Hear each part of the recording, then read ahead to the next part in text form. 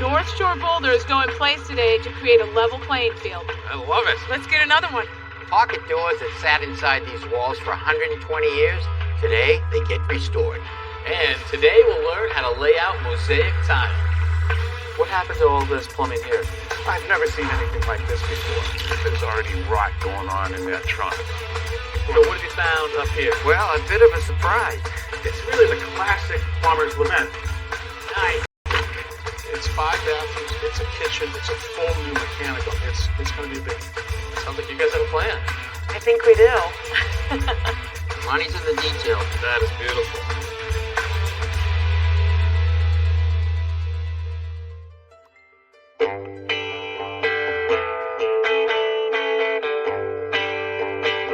Hi there, I'm Kevin O'Connor, and welcome back to This Old House here on Cape Ann, Massachusetts, up on the North Shore.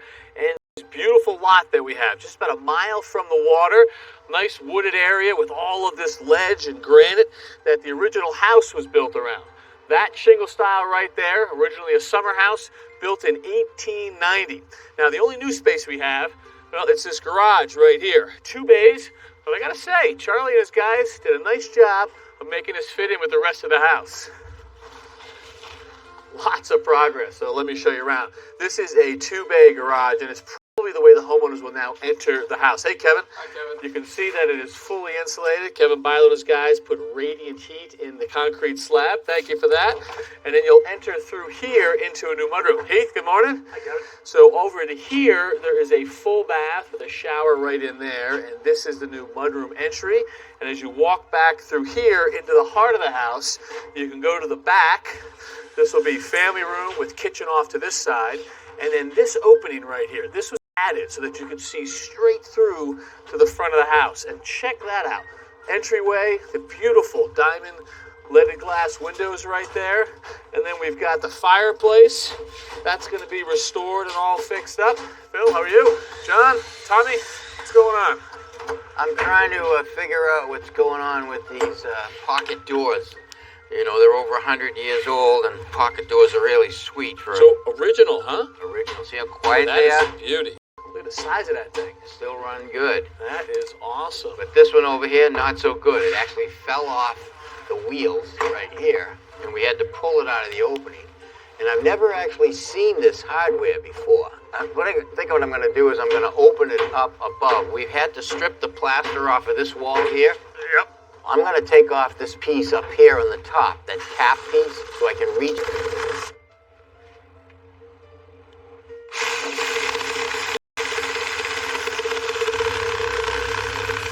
Right, see if we can lift that out. Oh, what have we got in there? Reach down, get the wheel. There it is. Oh, cool. Look at that. And it looks like some kind of an adjustment right there. And this goes into the door, so we've got to get that into the door and see how it holds in place. Check this out. Richards, Wilcox Manufacturing from Illinois. Huh. Patent pending May 24th, 1881. So I would say these are definitely original to the house. Still in service on one side. Yeah, and here's the other one. Very cool. Nice, huh? Yeah. So this is the top of the door that came off. Right.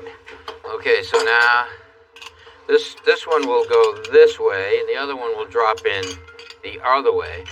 But this is interesting. So if you look at these pins, because of the angle that they're on a diagonal.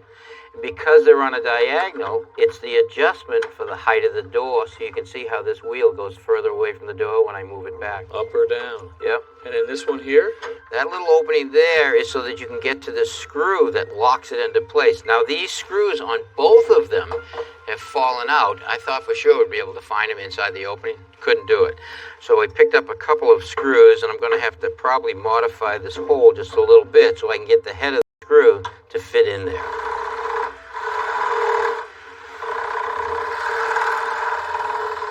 See that head fits in there? Yep. Yeah. All right. Pretty good. And to get the other one to work. Now if I tighten this up, does it stay there? Yeah. Holy smokes. Yep. Rock solid. Pretty cool. I love it. All right. So now we have to take the wheels off put them back inside the opening.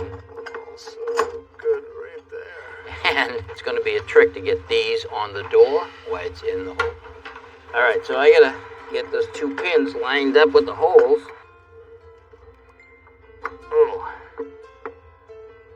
Oh my gosh, that went right in. Look at that.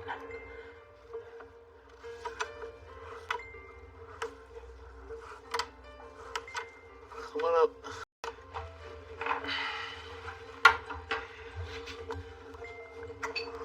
Give me one more second. Alright, the thread's caught. Okay, just keep going.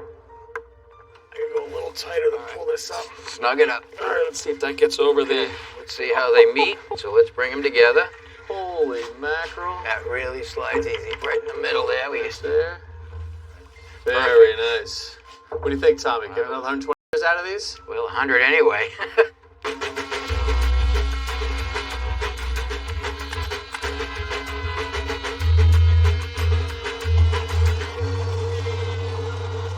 Our homeowners have asked for a little bit of solar power on this house. So up here from the 3rd floor, you can see the roof that we're putting it on. It comes off the 2nd floor.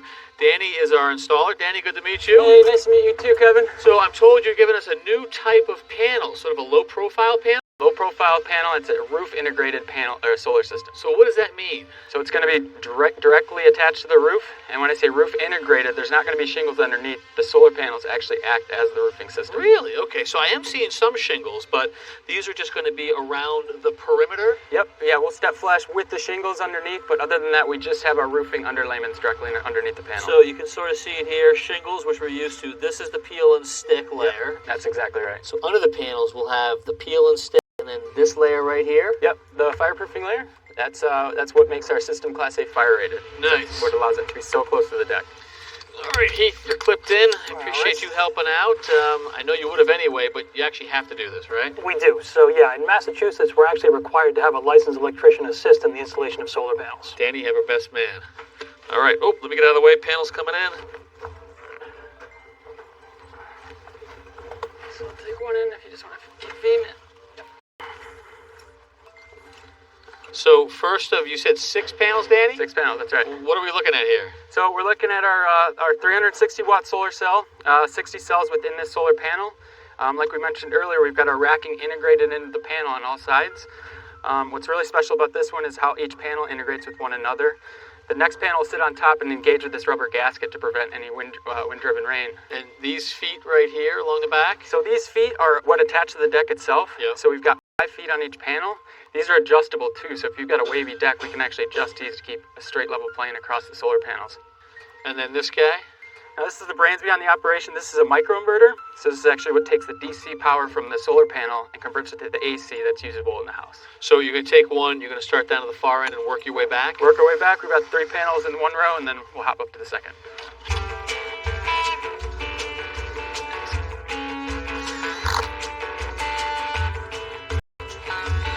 Each one of our panels has a grounding lug. This grounds the whole system to one another. And this is where all our wires, all our feeders, our AC wires, and our grounding is going to come through. For each one of my top flashings is going to cover this whole section.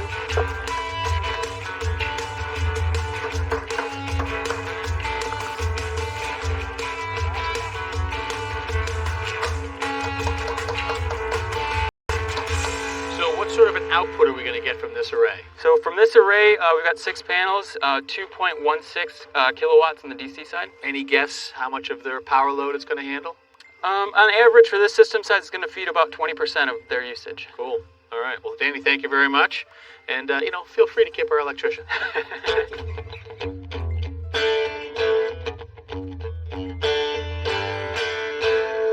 So the last thing you would think is we needed more boulders on site, but we do because we needed to create a level playing space for their daughter. Everything was a steep slope before, so these boulders are brought in so we could help retain that slope and it doesn't wash out.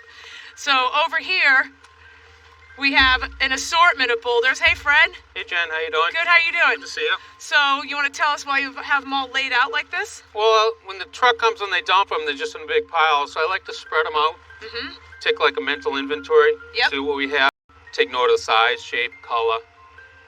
So as I'm building the wall, I can remember, hey, I saw that rock earlier, go back, grab it, put it on the wall. Yep, Hopefully it's it like the fits. memory game. You have to Hopefully figure it out your fits. space. It's You know, a form of they art. don't always fit, but Yep. That looks pretty good. nice and tight. Now we're going to find another rock to fit in over these two rocks, the 1/2, 2/1. Love that. All right, so we'll fit one that fits like a puzzle piece right in. Yep. All right. All right, let's go rock shopping. I think I remember seeing a few over here that might work. Ooh, I like this one. Let's give it a shot.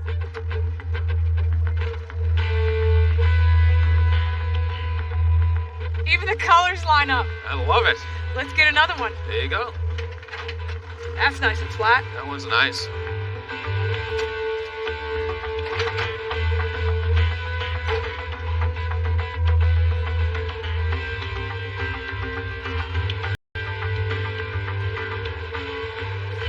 This wall's really coming out great. Yeah, it's turning out nice.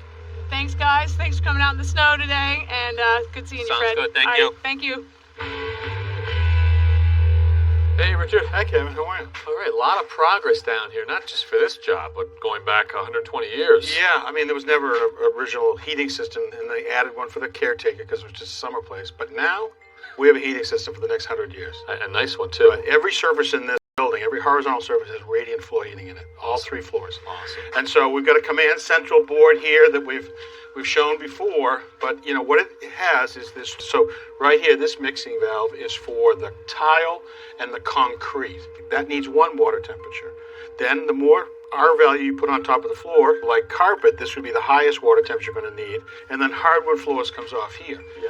So the way it works is it's got a mixing valve right here that puts out the right water temperature. A brutally smart pump. This pump is so smart, it sort of figures out what it needs all the time, okay, and changes the flow rate to everything. Yeah. And then through these boxes, every single loop, see these manifolds, these are all through the building, there's about 8 of them through the building, will have a little power head like this that'll have a thermostat say yes or no to every single room. So it's absolute precision. Yeah, that's awesome. Okay?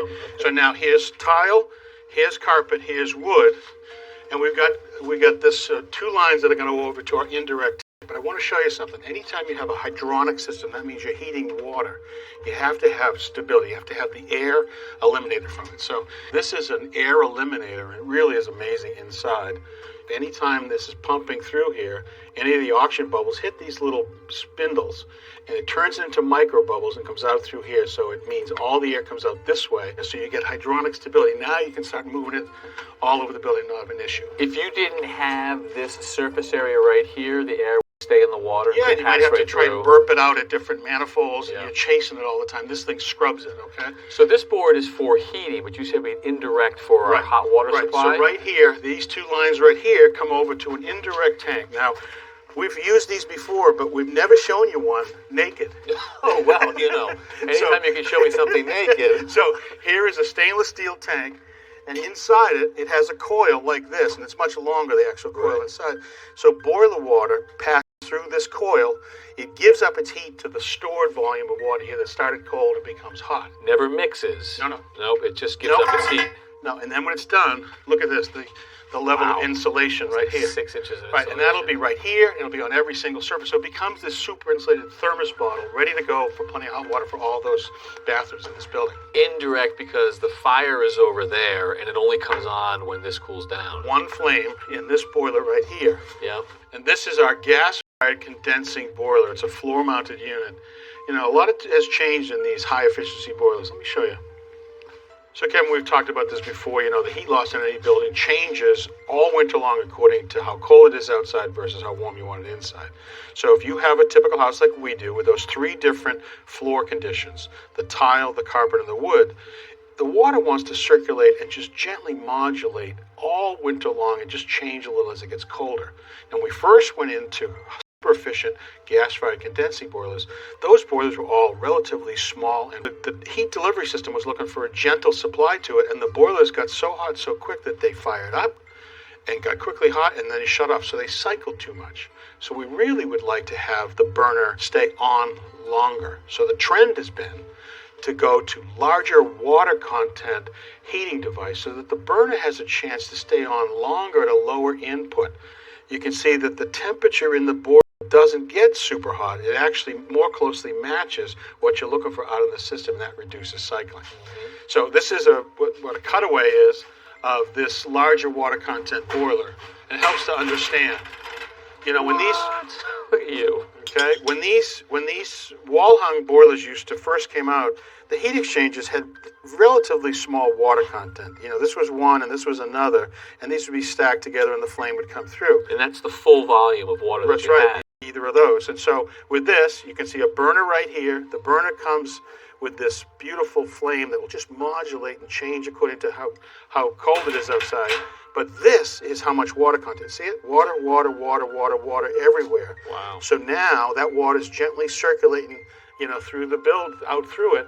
So it'll actually take the burner's input and just stay on it. It seems backwards, right? Because you're going to leave the burner on. Yeah, we're going to leave the burner on, but at the perfectly lowest amount versus having to come on and off. Also counterintuitive that in this case, bigger is better That's than right. smaller. Yeah, but it really is. We want to reduce cycling because we're inefficient when we're cycling. Right. Beautiful. Love it. Thank you. Isn't that cool? Hey, Mike. So the Ferranti van is out front, which means it is time for tiling. They're working up here on the second floor. This is the master bedroom. This is a guest bedroom in here. Mark, how are you? Good, Kevin. How you doing? All right, big layout table here, and just off of the bedroom is a guest bathroom. Eric, how are you? Good, Kevin. So this is our little bathroom in here. What are we working with? Well, today we're working with a marble mosaic. Can I see that? Marble. So are both of these light and dark marble? Yep, the white is the honed, the gray is the polished. Let me see if I can pick that up in the window reflection. Oh yeah, so the gray reflects and the white is pretty flat. That's the honed. All right. And check that out. So this is on a little bit of a mesh backer. Exactly. So there's a whole bunch of little pieces. Yep, a whole bunch of pieces made into one 10 by 10 square. Cool design with this and that Yep. sticking out. All right. Yep. So how are you thinking about layout? Walk me through that process, please. Well, Kevin, when we start a layout, most important thing is, the focal point, big pieces, when you come in this door. So this right here, another important place. Yep, and right up to the tub. And then I presume you're less concerned about this side just with all the other things going on? Yeah, a little less concerned. We have the vanity. We have a toilet. It's going to eat up a little bit of room. Okay. But still at the same time, we'll be symmetrical, left to right, front to back. Right. And you get that symmetry by picking your center lines, which are already drawn on the floor. Yep. So with big pieces, your point is you don't want a little sliver of a piece like right there because we'll see it. All about that appearance. All right, so what do you think for layout? Okay, so here we have our crosshairs, we have our center lines, and when we're going to lay it out a few different ways. Here we'll start on both sides of the line, again, front to back, left to right, Got it. and we'll check to see what the piece is. This is the thing that I think most people don't appreciate of what you guys do. Everyone thinks that you're just cutting tile and putting it down with your grout lines, with your thin set. It's a lot of layout. A little bit to it. So, again, back to left to right, what we have is, that's a big piece. You like that? Yes. So we're starting with a 10 by 10 square, Kevin. So right there, You'll have all 8 3/4 piece. Nice. I'll take it. Okay, so that's a good line going this way. And if you Yep. continue towards the tub, Yep. If we go towards the tub, there's another one for you. 2 full pieces. This would be your third full piece. Uh-oh. not too crazy about it. So you'll have a little tiny stub. Give me that again. How many inches was that? We're about 2 3/4 inches. So what do you do in that situation? You blow up this? Well, this is where we'll make an adjustment and see what we end up with. So what I'm going to do is I'm going to move these. I'm going to split this center line. Okay. The front to back center line. We're going to stay where we are, left to right. We know this one works. We know that one way. works. I'm just going to stick this back in there for us. So we basically have adjusted half a tile. Our little 2 3/4 inch stub piece is going to be what now with your tape? Looking a lot better. So 8. Almost 8 inches. Okay. So with that 8-inch piece there up against the tub, we'll have the 8-inch piece in front of the door. Exactly what we're looking for. Beautiful. Okay. What next? So we'll start cutting these pieces along the wall. We'll cut one down see how it fits, and then we'll take it from there. Dad, 8 3/4. Okay.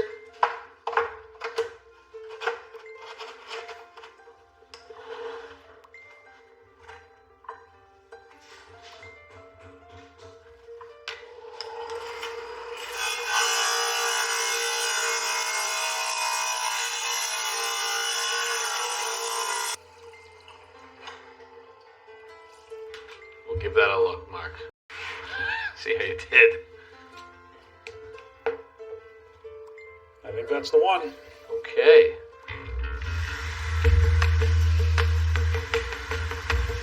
Put a couple pieces down. 1/4 inch by 1/4 inch notch trowel. A little back butter. No spacers for your separation there? You're just going to eyeball that? We're going to do it by eye.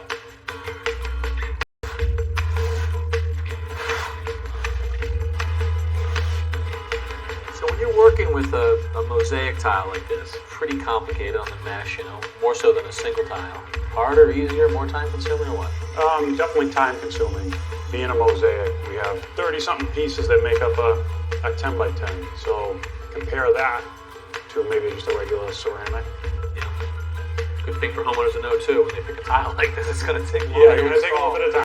Yeah, you pay for it 2 ways. Biggest thing is just take your time, have some patience. And then after this, what do you got to do? Let it set up? Yep, we'll let it set up for the day, and then we'll come back the following day and get it grouted. Nice.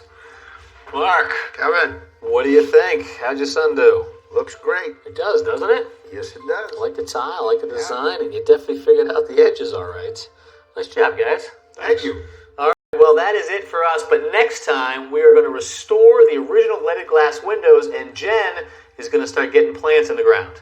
So until then, I'm Kevin O'Connor.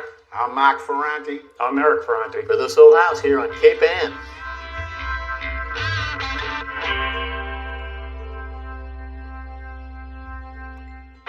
Next time on This Old House, the plaster is up, and that means we're starting to work on some of the finished details. Painters are here, electricians doing final, and we've got to make some design decisions. We're making this bed a colorful transition to the forest. Most of the trim work in the house is installed, and a lot of it is new, except for this window right here.